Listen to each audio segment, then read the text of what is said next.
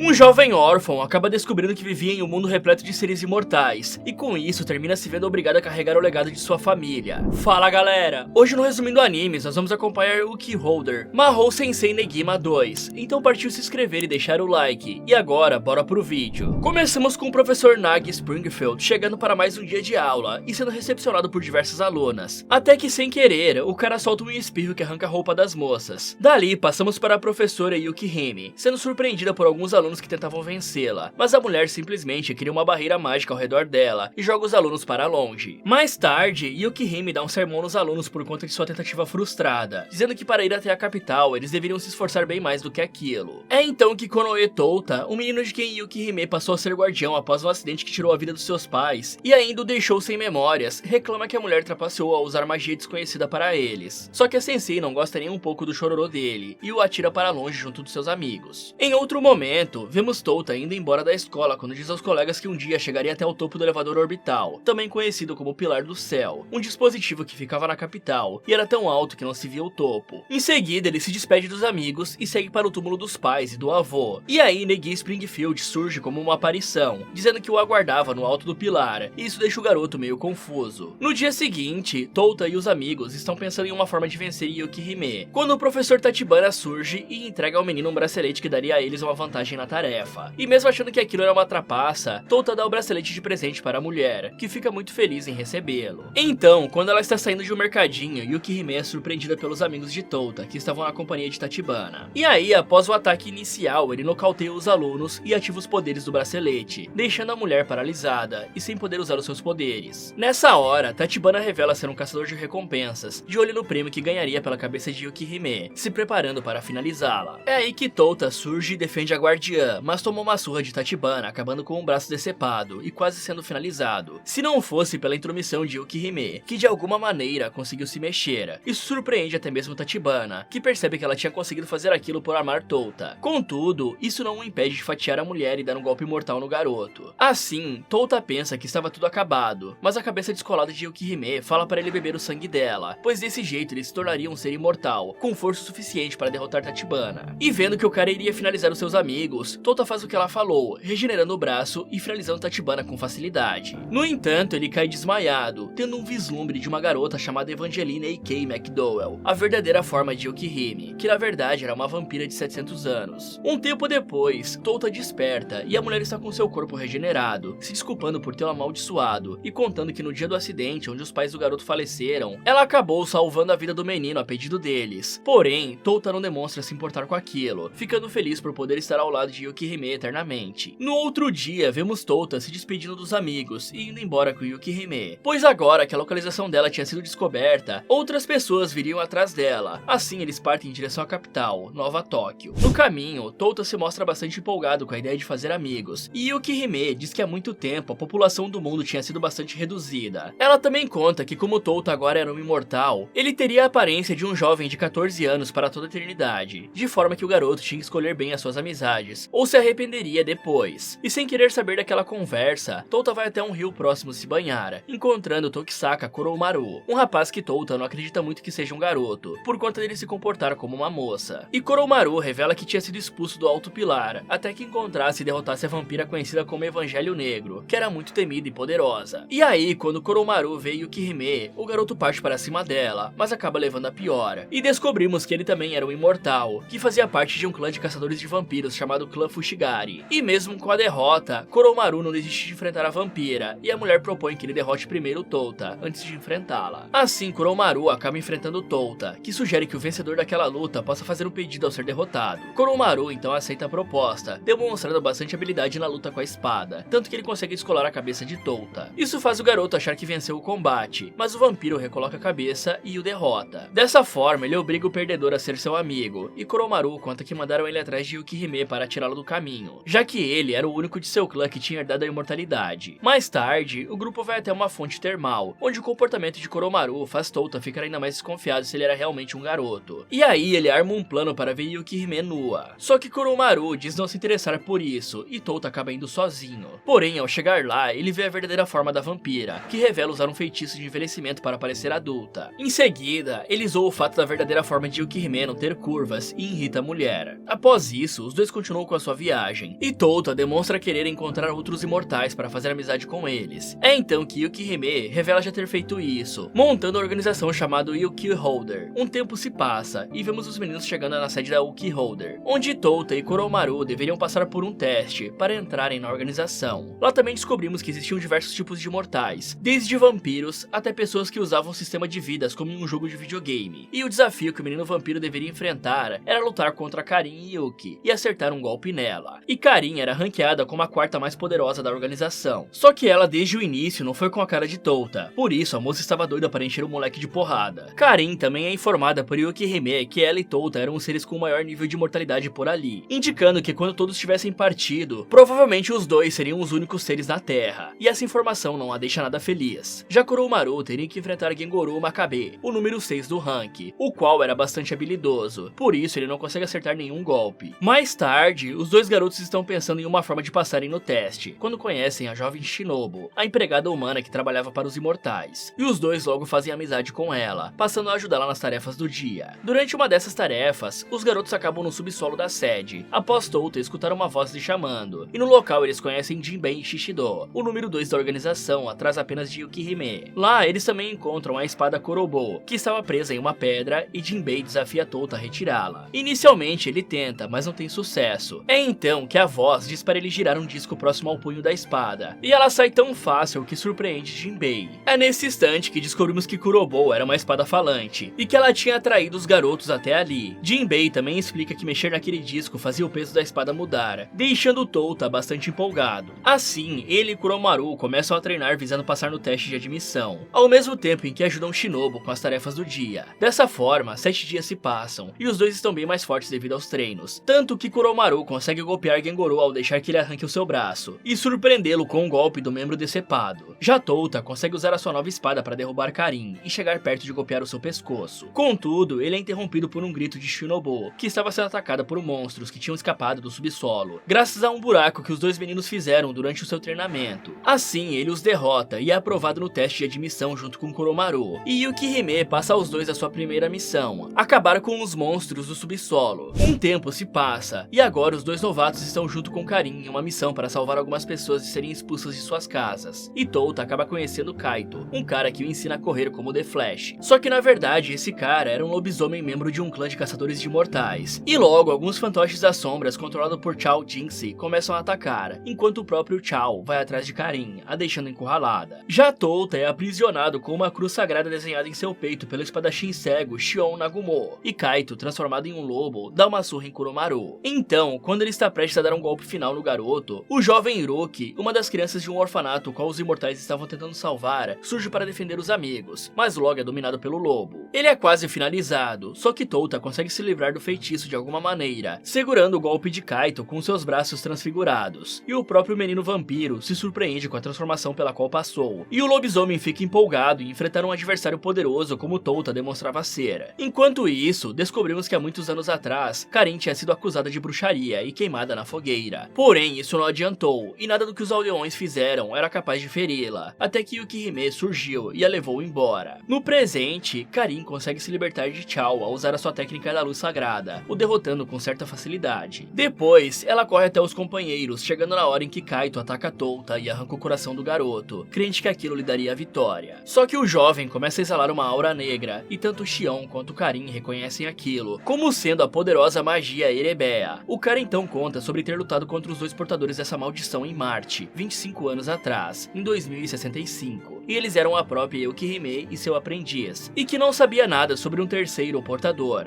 E aí Shion tenta conter o jovem, mas Karin fala que se ele saísse do controle e virasse um problema, os próprios Holders cuidariam dele. Em paralelo, o jovem dá uma surra em Kaito, aparentemente fora de si. Só que antes de finalizar o cara, Touta retoma o controle do próprio corpo, dizendo que não iria finalizá-lo, e eles acabam decidindo o resultado da luta em uma queda de braço, onde o rapaz vence mesmo sem usar a magia Erebea. Enquanto isso, a cidade arde em chamas, armas, e Xion decide que iria embora, pois as pessoas que os contrataram iriam ficar satisfeitas com o fogo destruindo tudo. E aí Yukihime surge, apagando as chamas com seu imenso poder. Ela também conta para Touta que a magia erebeia que ele possuía tinha vindo do sangue dela que o garoto bebeu. Um tempo depois, Kuromaru começa a ficar em dúvida sobre os seus sentimentos por Touta, quando Iku ameia o número 10 no ranking da organização e Karin descobrem que na verdade Kuromaru era um ser sem sexo. E ele explica que criaturas assim ficavam com a sua sexualidade indefinida até fazerem 16 anos, que era quando eles escolhiam o que queriam ser. Sabendo disso, os dois veteranos decidem dar uma ajudinha a Kuromaru, o vestindo como uma garota para que ele fosse em um encontro com Touta, que ajudaria a decidir qual caminho seguiria e a esclarecer os seus sentimentos por ele. Desse jeito, surge uma suposta prima de Kuromaru, que dá um rolezão com Touta por Nova Tóquio, que termina em um mirante na Torre do Pilar do Céu. Lá o encontro é interrompido por Chao e Asura, que tentam sequestrar Touta e quase conseguem, se não fosse pela intervenção de Kuromaru, que tem que fingir que a prima tinha ido embora às pressas. Aí, após a situação estar mais tranquila, Touta elogia bastante a suposta prima de Kuromaru, e isso faz pensar seriamente em escolher ser uma garota. Mais à frente na história, eles encontram com Karin, Iku e uma moça chamada Kiri Sakurame, que pede para falar a sós com Touta. Então ela se mostra bastante irritada com o garoto, mas ele não entende o porquê, até que Chao surge e a fere gravemente. Mas antes que Kiri morra, ela pede que Touta segure a sua mão. E aí eles voltam no tempo para perto de um monte de areia com um galho aceso, que serviria de checkpoint para Kiri voltar sempre que era finalizada, e a jovem podia levar junto quem estivesse em contato com ela. E o motivo da irritação de Kiri foi que a garota teve que morrer várias vezes para que conseguisse enfim fazer Touta segurar a sua mão e voltar com ela. Assim, Kiri explica a ele tudo o que iria acontecer, e o rapaz consegue se livrar do Chao com a ajuda da espada Kurobo. Só que logo, outro desafio surge no caminho dos jovens. Ele atendia pelo nome de Fate Averenkus, um cara que há 80 anos trabalhava em conjunto com Negi, o avô de Touta, sendo considerado um herói. Só que depois que Negi faleceu, o cara se virou contra a humanidade por algum motivo, e agora estava atrás de Touta. Aí, Fate usava seus poderes mágicos para transformar Kiri em pedra, e a moça percebe que se aquilo se completasse, ela não iria morrer, por consequência, não conseguiria voltar no tempo. Por isso, Kiri se finaliza. Assim, ela volta no tempo mais uma vez, e consegue organizar um plano com Touta e os amigos. Só que quando chega a hora, o garoto pede que suspendam um plano de ataque, pois isso poderia acabar atingindo seus antigos amigos, que por algum motivo estavam ali. Aí, Touta se junta com eles na intenção de tirá-los dali, mas Fate é mais rápido e faz os dois de refém. Então, Karin junto de Kirie tentam surpreender o vilão, mas a loira acaba petrificada. Desse jeito, várias lutas começam entre os heróis e os vilões, e o garoto tem uma pequena prova do imenso poder do mago, quando seus ataques nem o arranham. Já Karin, que estava carregando o corpo petrificado de Kirie, percebe que no braço da garota, números apareceram, e Touta fala para que eles ganhassem tempo até que a contagem chegasse a 0. Assim, os heróis se esforçam mais durante as lutas, e Touta enfim consegue fazer um corte na bochecha de Fate. Logo, o cronômetro chega a 0, e Kirie volta ao normal, surpreendendo Fate, que acaba caindo na armadilha que os jovens armaram. Dessa forma, ele se vê no subsolo da sede dos Holders, sem escapatória, e Yukihime surge nessa hora. Se vendo sem ter o que fazer, Fate tenta negociar a sua saída dali, concedendo aos heróis uma pergunta para cada, já que ele era o maior mago do mundo, e sabia de tudo. Então, Iku questiona o que ele queria com Touta, e o cara responde que precisava dele para libertar Negi, que não havia morrido como Yukihime havia sugerido. Depois é a vez de Karin, que indaga quem Negi amava mais, pois tinham rumores de um relacionamento romântico entre ele e Yukihime. Aí, Fate responde dizendo que a loira estava apaixonada pelo pai de Negi, o Nagi, e que não importava para ele quem o cara amava. Em seguida, Kuromaru questiona se salvar Negi era uma questão urgente, e Fate fala que ainda não. Dessa forma, Kuromaru fala que não era necessário que Touta fosse com ele agora, vencendo no argumento. E por último, o próprio Touta pergunta se Fate tinha sido responsável por tirar a vida de seus pais, e o cara fala que sim. Dessa forma, o garoto começa a invocar a magia Erebeia para atacá-lo, mas ele é interrompido pelo surgimento de Negi, que começa a dizer ao neto para não acreditar nas mentiras de Fate. Contudo, o garoto não tem muito tempo para descobrir mais, pois Kuromaru, a mando de Yukihime, dá um jeito de acabar com a visão. Um tempo se passa, e Touta tenta fazer de tudo para que Yukihime diga o que estava escondendo, mas a mulher apenas o ignora. Então, os membros da Uki Holder são surpreendidos pela chegada de Mizore Yukihiro e a sua avó Ayaka, que tinha sido aluna de Negi na sua juventude, sendo uma das diversas estudantes apaixonadas pelo professor. E enquanto ela vai conversar com Yukihime, a sua neta vai até Touta, a quem ela propõe um casamento por conta dos antepassados dele terem uma fama de mulherengos, tendo feito muitas mulheres sofrerem por conta disso. Por isso, pedi-lo em casamento na visão dela seria uma forma de poupar as outras moças desse sofrimento. Contudo, Touta recusa o pedido dela, e a jovem tenta conquistá-lo com comida, atraindo a atenção das demais moças que estavam apaixonadas pelo rapaz. Ao perceber isso, Iku fala para as garotas sobre uma fonte termal assombrada, a qual permitia que a primeira moça que esfregasse as costas do amado 50 vezes seria a que dominaria o coração dele. E Iku passa essa informação para todas as garotas, causando uma grande confusão durante o banho, o que deixa Touta confuso e as moças lutando para ver quem iria esfregar as costas dele primeiro. Aí, no meio dessa confusão, Yukihime surge, e sem saber da superstição, esfrega as costas do garoto 50 vezes, mas nada acontece, e Iku revela que só estava zoando com a cara das jovens. Mais tarde, Yukihime em sua forma original chama Touta para conversar, se desculpa por tê-lo ignorado e conta que realmente amava Negi. Ela também conta que há 20 anos atrás, Negi tinha derrotado a maga do início, e que sempre que era derrotada por alguém, essa feiticeira tomava o corpo do vencedor. Por isso, Negi ainda estava vivo, porém não era mais ele mesmo. Yukihime ainda fala que tanto ela quanto Fate buscavam uma forma de libertá-lo, só que o cara optou por um caminho sombrio durante essa busca, revelando também que Touta na verdade era um clone feito com material genético de Negi. Por isso, o garoto parecia ter perdido as memórias de antes do acidente, mas na verdade ele nunca as teve. Isso deixa Touta um pouco deprimido, e ele resolve desabafar com Koromaru. Só que eles são interrompidos por Mizore, que lhes convida para se inscrever no torneio de artes marciais de Mahora. E aí o jovem fica animado novamente, e Mizore conta que antes o garoto deveria se inscrever no pré-torneio, cuja final ocorreria no topo do Pilar do Céu. No entanto, quando o jovem vai se inscrever, ele descobre que não poderia fazer isso, pois os lutadores eram escolhidos previamente. Então ele volta a ficar triste, mas acaba concluindo que tentaria de novo no outro ano, aproveitando esse tempo para se fortalecer. Nessa hora, Ayaka surge e leva o menino para conhecer a Academia Mahora, onde Negi tinha lecionado, e o apresenta a algumas ex-alunas do cara, que sabiam sobre a sua condição de clone. Porém, todas elas demonstram muito carinho pelo rapaz, pois adivinhem só, todas eram apaixonadas por Negi, e por isso as mulheres o consideravam como um neto, inclusive Mana Tatsumiya, a responsável pela academia e pelo torneio, que dá um jeito de colocar o rapaz para lutar, após alguns lutadores serem misteriosamente atacados. Mais tarde, Touta está enfrentando Cutlass, que o derrota facilmente, mesmo após ele usar a magia Erebea. Nesse instante, ela revela ser uma irmã do jovem, e o mago Negi surge na arena, convidando o neto para ir com ele. Só que o garoto sabia que aquela era a maga do início controlando o corpo dele, e se recusa a ir. Na hora em que Yukihime surge, inicia um confronto entre os aliados de Negi e os de Touta. Dessa forma, Touta acaba preso em uma ilusão, onde o demônio Albiryo Ima, o criador da espada Kuroboro, mostra ao garoto um pouco da vida de Yukihime, desde quando ela se apaixonou por Nagi até quando ela se tornou sensei de Negi, tudo na tentativa de convencê-lo a seguir com os vilões. E aí, Touta fica feliz por ver aquelas lembranças, mas Albiryo conta que aquilo não eram simples lembranças. E nessa hora, Yukihime da ilusão percebe a presença do garoto, demonstrando que ela também estava presa ali. A maga do início também dá as caras, e inicialmente ela dá uma baita surra em Yukihime, mas Touta a protege, e a garota enfim se declara para ele, reunindo poder para bater de frente com a maga. Mesmo assim, os dois heróis quase acabam derrotados, sendo salvos apenas por Asuna Kakurazaka, a avó de Touta e companheira de Negi. Ela revela que o seu corpo verdadeiro está preso no topo do pilar, e conta que quando a maga do início entrou na cabeça de Touta, ela sem querer libertou a sua consciência para lutar ao lado do neto. Aí vemos que as demais moças também estavam presas na ilusão, e Asuna demonstra um grande poder, além do conhecimento necessário para vencer os vilões. Por isso, ela passa informação para cada um dos heróis e quebra a ilusão, os mandando de volta para a realidade. Lá, eles usam ensinamentos de Asuna para segurar Cutlass e o Ayase, a detetive mágica, a telepata Nodoka Miyazaki e o espadachim Jack Hakan, ao mesmo tempo em que o nosso protagonista vai para cima de Negi. Assim, ele leva aço mais uma vez, só que Yukihime e Fate, que agora estava lutando ao lado do garoto, surgem para enfrentar o ex-amigo. Então, Fate usa uma magia para separar o corpo de Negi do controle da maga do início, e eles fazem uma espécie de despedida para o cara, que diz que de qualquer jeito os colegas não poderiam salvá-lo. Logo, o tempo do feitiço se esgota, e a vilã volta com força total, despachando Yukihime e Fate, e passando por uma transformação que eleva os seus poderes, ao mesmo tempo em que Touta passa pela mesma transformação. Desse jeito, eles começam uma baita luta, que acaba com Touta dando uma surra no avô, mas sendo golpeado pelas costas por Jack, já que todos os aliados do herói tinham caído perante os vilões. Derrotado, Touta está para levar o golpe final de Negi, quando Kirie se joga na frente, na tentativa de reiniciar tudo, só que o mago do mal sabia disso, e não a finaliza. Então Cutlass surge imobilizando a moça e arrancando alguns dentes dela, onde Kirie escondia pílulas de veneno para que pudesse se autofinalizar. Contudo, mesmo com aquela dor, a garota sorri para Touta, pois tinham cumprido a sua tarefa de ter segurado os vilões por tempo suficiente. Dessa forma, Negi entra em uma ilusão criada dentro de Touta, onde o vilão é confrontado por suas antigas alunas, e onde é revelado que Touta era fruto do DNA de Negi, Asura e todas elas. Lá, o vilão é derrotado por elas, e ao retornar para o mundo real, Asura aparece e faz com que o amado, assim como seus aliados, batessem em retirada. Ao mesmo tempo em que Negi diz que esperaria por Touta no alto da torre. E encerramos Terminamos o anime com Touta se declarando para Yukihime e a pedindo em casamento, mas a mulher recusa e todas as outras moças ficam com raiva dele por aquilo, o atirando de uma janela, enquanto que Yukihime ri e fala que ele estava 500 anos atrasado. Fala galera, vocês gostariam de ser imortais? Me contem nos comentários. E se você fosse parar em uma escola culinária onde apenas os melhores entram, você teria capacidade para ser o top 1? Quer saber se ele vai conseguir? Então clique aqui nesse vídeo, ou aproveite para ver outras sugestões do Resumindo Animes. Muito obrigado por assistir e até o próximo.